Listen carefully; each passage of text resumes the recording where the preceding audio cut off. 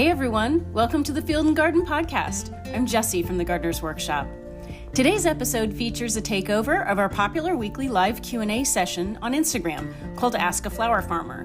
This one was hosted by Jennie Love of Love and Fresh Flowers. Jennie is a well-known and highly sought-after farmer-florist in Philadelphia, specializing in field-to-vase wedding and event work. She's also the author of two of our online courses, Farmer-Florist School Online, The Wedding Process, and the online mini workshop called Making Workshops Work for You. Here, Jennie graciously shares her thoughts on many different topics, including how to get started as a farmer florist, where to get floral design training, and so much more. So listen in, and I hope you enjoy. Hi everyone, it's Jennie Love from Love and Fresh Flowers here to do the takeover for Lisa's Instagram Live today. This is Ask a Flower Farmer. I'm here to talk about all things farmer florist related, which means that I am a farmer florist who grows flowers for weddings and then designs those flowers. So it's the full cycle from seed to centerpiece, and that's kind of my niche. I am the owner and operator and head farmer of Love and Fresh Flowers. If you want to find me here on Instagram, you can go look me up as Love N as in Nancy Fresh Flowers. So that's all one word, Love and Fresh Flowers.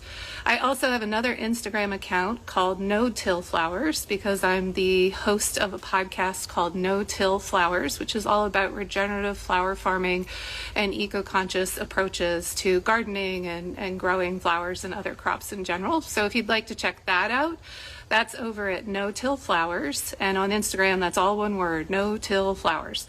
And then the podcast, if you want to look it up on your podcast app, is No-Till Flowers. So today I agreed to jump on and take over Lisa's Instagram account because I wanted to be able to answer some questions about being a farmer florist, somebody who grows their own flowers and designs with their own flowers, because currently you can register for my online course with Lisa through the Gardener's Workshop called The Wedding Process. So that's open for registration right now, where I coach and mentor people on how to become a farmer florist the way I have been. I've been doing flower farming professionally for 15 years now. My farm is located in Philadelphia. We're standing in my greenhouse right now. I steward about 6 acres of land in the city of Philadelphia, actually inside the city of Philadelphia, not out in the suburbs anywhere. And I feel really fortunate to have this space and this experience to share with others. So from Claire, we've got, my snaps seem to get powdery mildew every year. Is it something I'm doing wrong? Not necessarily. It could be slightly your fault, but generally speaking, powdery mildew is just part and parcel of flower farming. So a couple of things that might be sort of quote unquote your fault is that you might not have enough airflow around your plants. Powdery mildew tends to come in when there's not enough airflow. So you may be spacing your plants too tight, or if you're growing in a tunnel or greenhouse of some kind, you may not be venting often enough to get airflow through there. So a couple of things you can do is widen the spacing, or put some fans circulating some air around, and make sure you've got plenty of ventilation if you're growing indoors in a greenhouse like this. The other thing that you can do is try to approach powdery mildew in a natural way, where you try to combat it naturally. So there's something called Korean natural farming. It's going to be too dense of a topic to really dive into right now, but I encourage you to look up Korean natural farming, or it's often shortened to KNF. And within Korean natural farming, there is this natural homemade input spray, essentially a spray that you can make called LAB. So you can look that up if you put into YouTube or some other search tool. You can put in KNF LAB and you'll find videos for how to make this. But essentially what you do is you sort of culture a bacteria called lactic acid bacillus within some raw milk Very, very easy to do. It just takes a few days. And then you take that cultured bacteria, which is in a liquid form, and you spray your plants.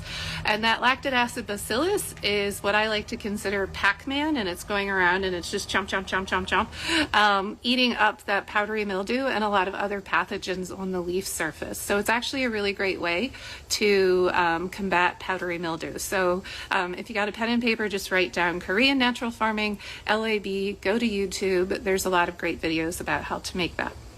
All right, so next is Roy's garden. It says, how many days should you harden off seedlings? That really depends on the time of the year and what kind of seedlings you're growing. So in other words, if it's early spring and you have some fairly warm loving seedlings, but it's still really chilly outside, you should harden them off, I usually say, for at least 7 days outside. But if you've grown some zinnias and they're little seedlings and it's already in the 70s and 80s outside, you really only need to harden them off for about 3 days. So really you just have to consider how tender those seedlings are and how drastic the change will be for them from where they've been growing and being coddled by you to where they're going out in the garden. And then you have to decide about how long is it going to take them to adjust to that. So there's not a hard and fast rule. Anywhere from 3 to 7 days is my general rule of thumb, but it really depends on the time of the year and what the flowers are. All right, so Rory's garden also asked, how much should I fertilize fall planted seedlings after they are planted outside? I don't fertilize any fall planted seedlings here at my farm. We rely more on increasing the soil life and the general overall soil fertility and health, not necessarily fertilizing seedlings themselves. So in this case, it really also goes back and depends on your own personal context as to how much fertility there generally is in your soil and in your garden and in the general how you've been treating your seedlings. As a rule of thumb, I would not encourage anybody to really heavily fertilize fall seedlings. Fall seedlings, those cool annuals that are getting planted out right now, you don't want them to ramp up and go crazy with growth. All that growth is just super tender and it's going to be just scorched by the cold over the winter, and there's a greater chance of them dying overall if they get too big and too bushy before it actually gets cold. In the end, those plants tend to die faster than the ones that stay sort of small and compact and low to the ground. So I would generally say do not fertilize your fall planting stuff. All right, so Rach3434 said, I'm having trouble getting my bed started. What do you recommend and how do I get it started? I raised my flowers in raised beds this year, but want to extend to growing in the field. So this, again, so many things in flower farming and gardening are context related. So it depends in this question, like how soon do you want to start growing? Do you need to plant something yet this fall, Rachel? Or are you hoping to plant next year out there? What kind of equipment do you have to make this transition? And how much space are you talking about?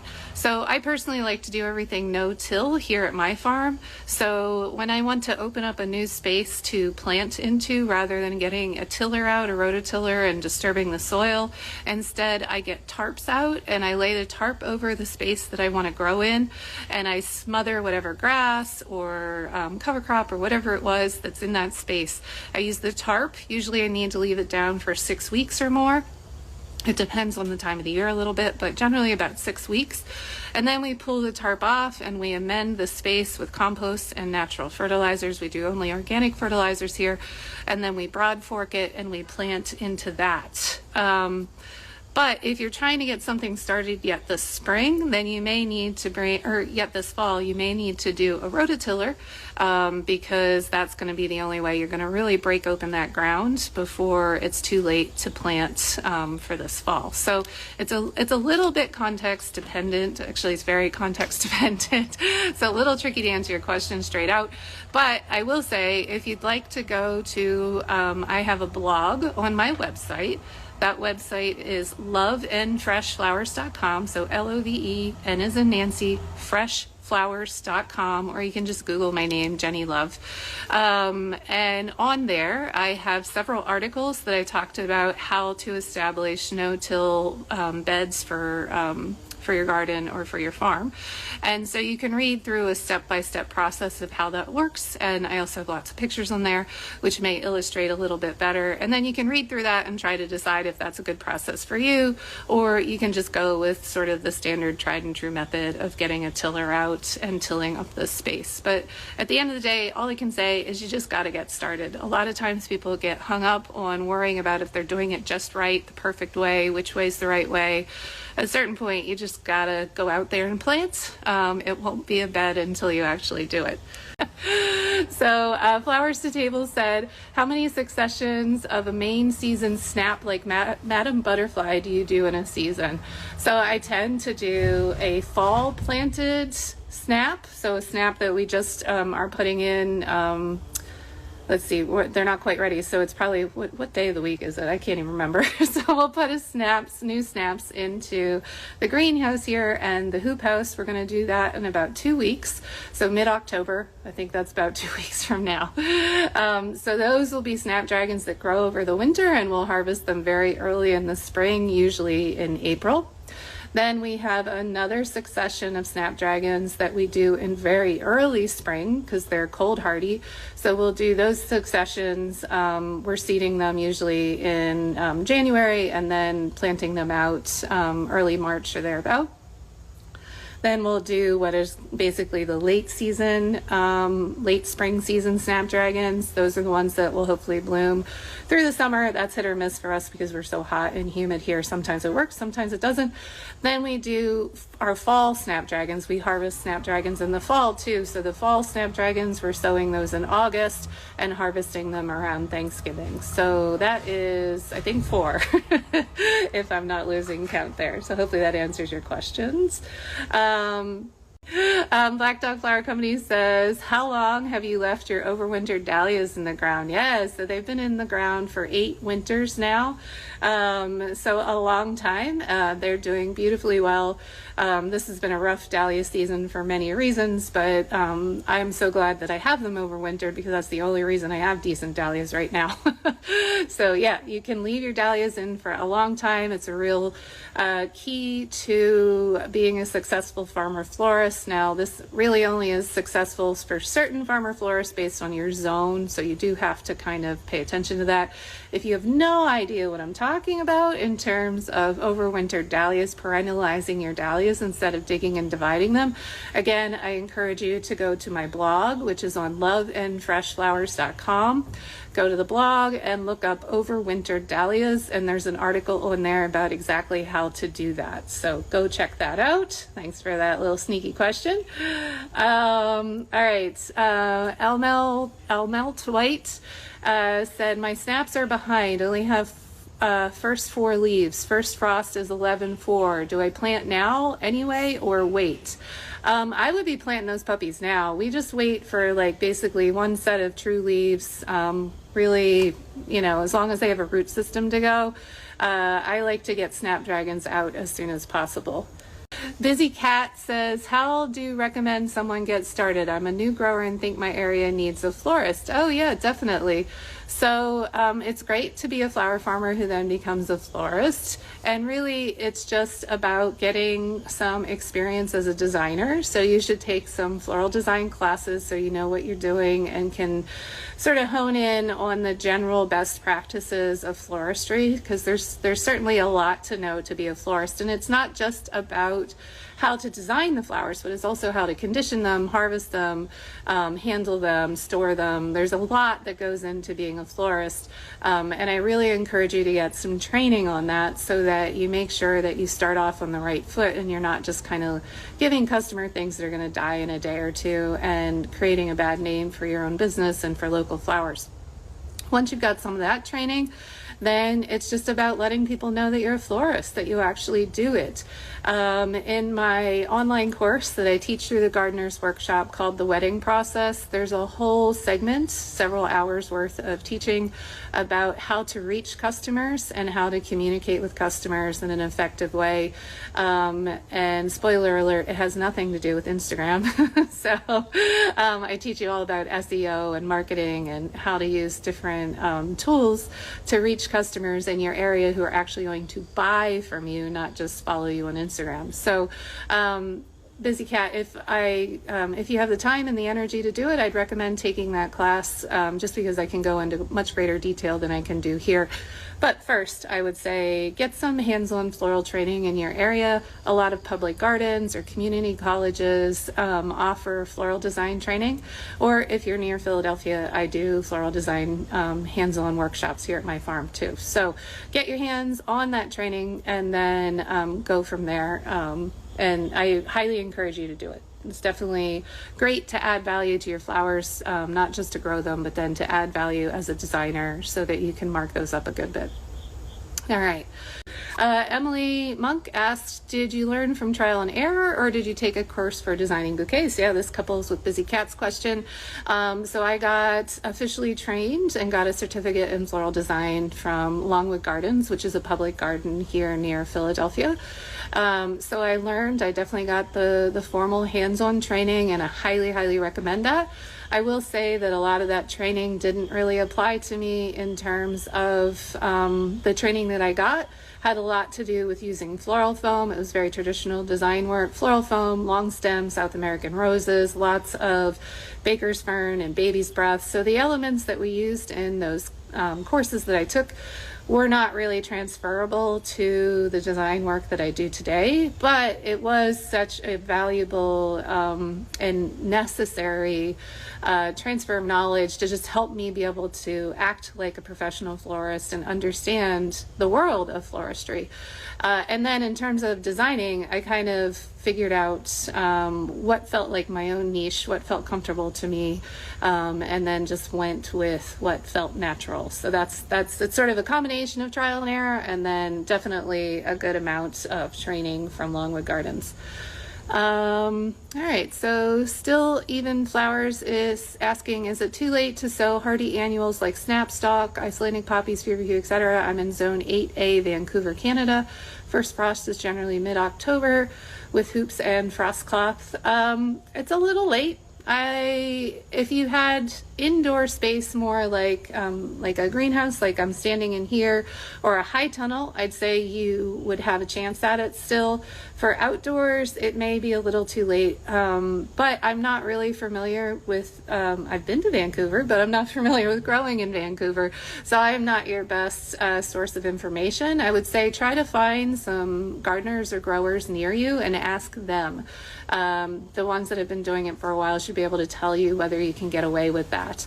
But it is getting pretty late to start sowing. It's definitely not too late to plant, but it is a little late to sow them because most hardy annuals need 6 to 8 weeks to establish in the seed tray prior to going out into the beds, and so that's putting you pretty far back. If you're direct sowing, though, I guess that's a question for you. If you're direct sowing into the beds, you could still do bachelor buttons and probably larkspur. I don't think snap stalks and Icelandic poppies and feverfew would come up direct sown in beds, but you could get away with bachelor buttons and larkspur and maybe nigella still. Those are the three you could probably direct sow in the bed.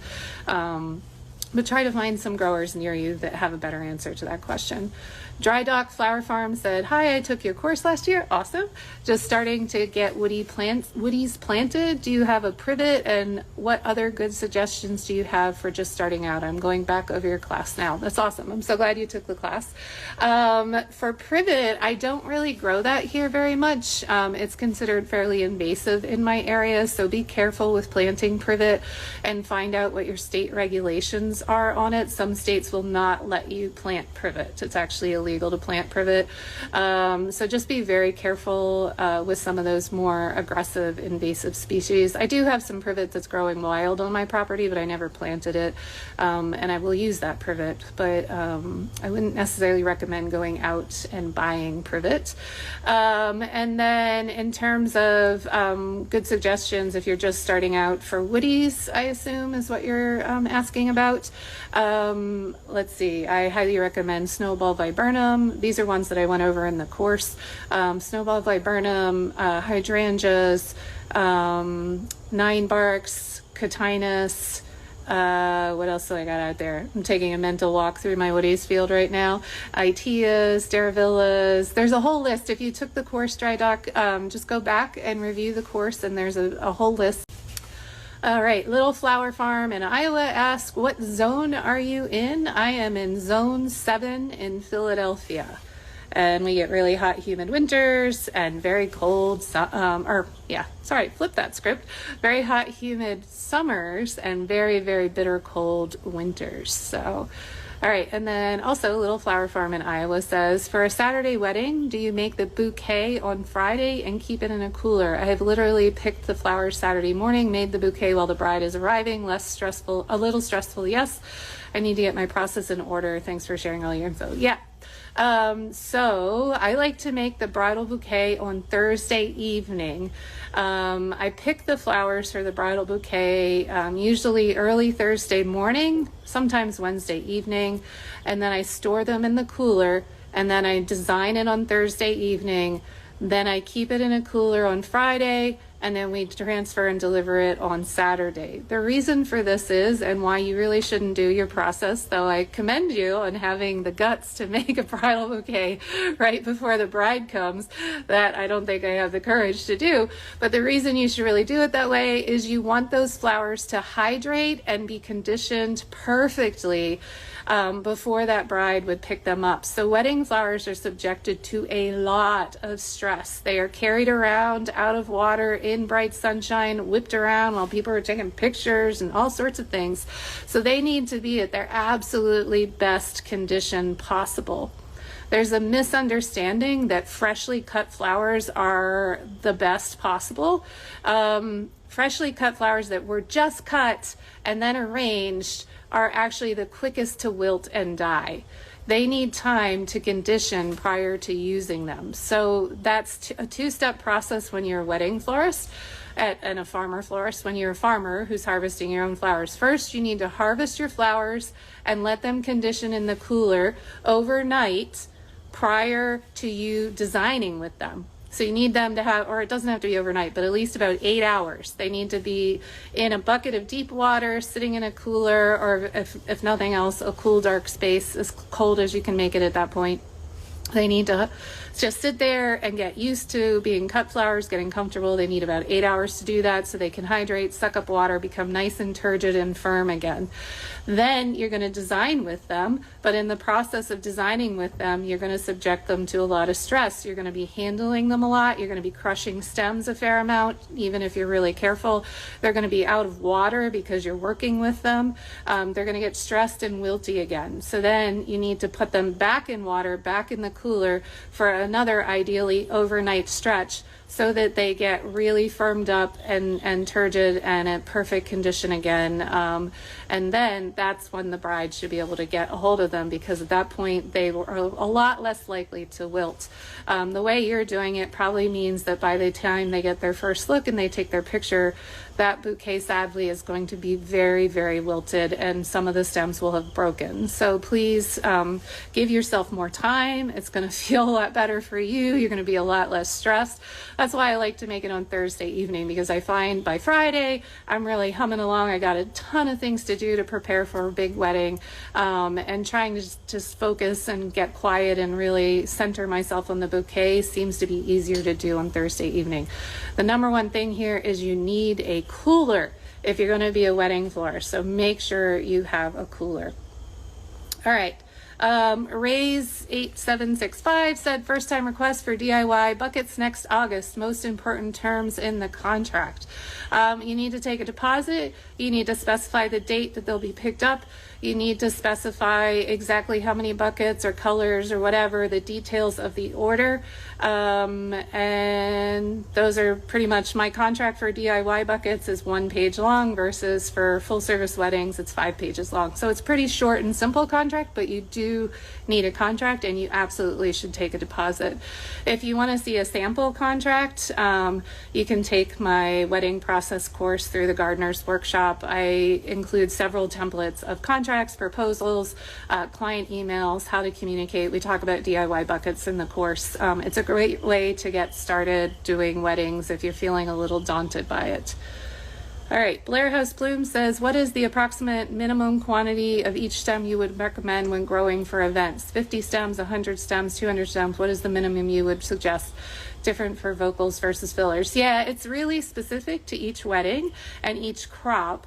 But I'll give you my general rule of thumb when planting, even if you're not an event florist. Well, maybe. If you're going to try and do bouquets of any kind in quantities. So this could apply also to farmers markets or subscription services where you're going to do, 20, 30, 50, 100 bouquets. My general rule of thumb is you should plant at least 25 of a given shrub if you're going to get, or peonies, perennial. So if you're going to get viburnums, you should have at least 25 of that viburnum. And then if you're going to be planting annuals, my minimum is 128 trays. So there's trays that have 128 cells in them. So we don't do less than 128 of a given annual. We don't do less than 25 of a given perennial or shrub.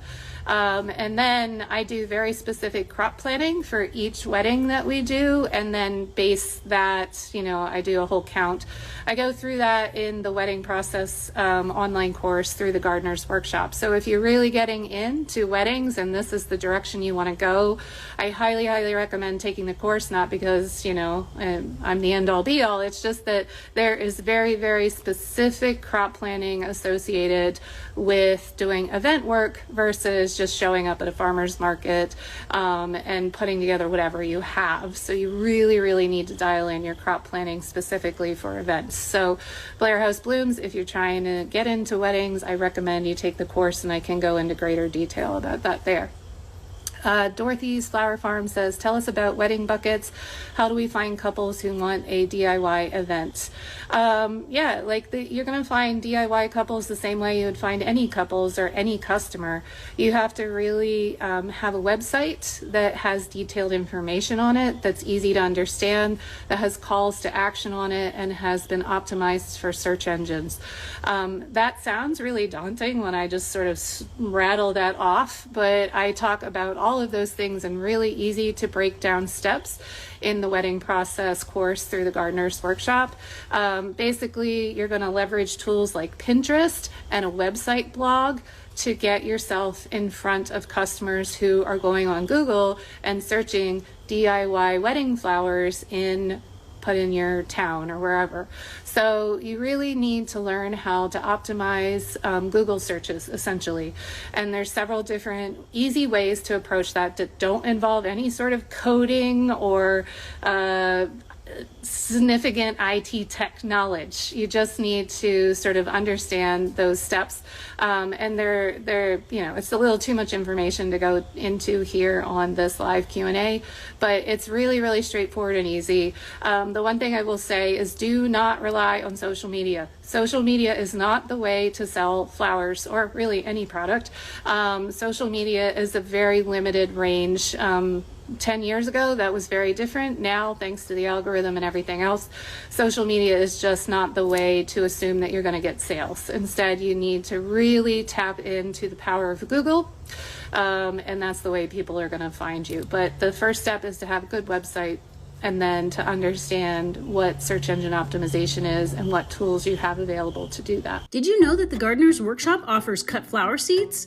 Our hand-picked selection includes only the varieties we grow in our own fields and gardens, and each pack is printed with our exclusive growing tips and insights. So visit us at thegardenersworkshop.com today. The Gardener's Workshop, turning all thumbs green. Okay, welcome back. I hope you soaked up some good bits of info there. I've included some links in the show notes to topics that Jennie mentioned here, including the page on our website, where you can check out our online course called Farmer-Florist School Online, The Wedding Process. If you're interested in attending an Ask a Flower Farmer Q&A live, you can find them weekly on our Instagram account each Wednesday at 12:30 p.m. Eastern Time. Those sessions are normally hosted by Lisa Mason Ziegler, but we do have guest takeovers such as this one periodically as well, so I encourage you to check it out. If you like what you're hearing here on the Field and Garden Podcast, we'd love it if you'd tell a friend about us, and leave a review for us wherever you get your podcasts. That's it for me today. Thank you so much for joining in. I'm Jessie from the Gardener's Workshop, and I hope you have a great day.